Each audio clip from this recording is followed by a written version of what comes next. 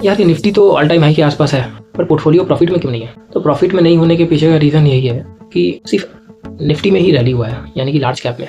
Next 50 में थोड़ा बहुत हुआ होगा, पर मिड कैप और स्मॉल कैप में उस तरह से बाइंग नहीं दिखा है। इस सिचुएशन में हमें क्या करना चाहिए?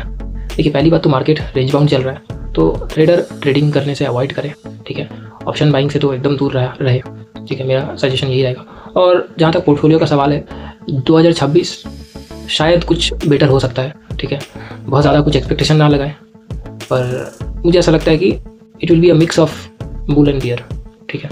तो देखते हैं, अभी से तो कुछ प्रेडिक्ट करना मुश्किल है, बट जितना बुरा हो चुका है इससे ज़्यादा और क्या बुरा होगा, क्योंकि बहुत सारा स्टॉक्स अंडर वैल्यूड है। मतलब ऐसी हवा में नहीं बोल रहा, बहुत सारा स्टॉक्स अंडर वैल्यूड है, देख पा रहे हैं हम लोग सब, ठीक है।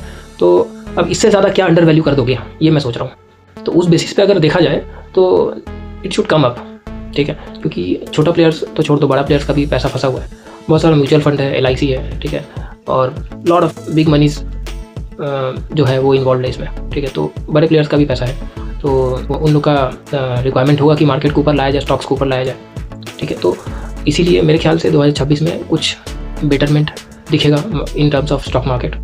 और रहा बात गोल्ड और सिल्वर का, तो आपका पोर्टफोलियो जैसे ही एक ठीक ठाक लेवल पे आता है, ठीक है, एक ठीक ठाक सा प्रॉफिट दिख रहा होता है, तो समय रहते उसको पोर्टफोलियो में अगर कुछ दिक्कत है तो उसको रीअलाइन करें, गोल्ड और सिल्वर की तरफ धीरे धीरे शिफ्ट करें, ठीक है।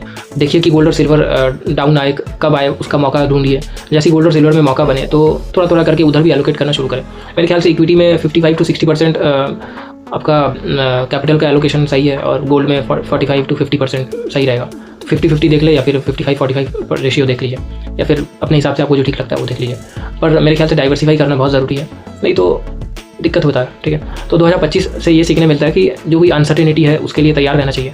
तो ऐसा नहीं कि बस ब्लाइंडली इक्विटी में पैसा लगाते रहो।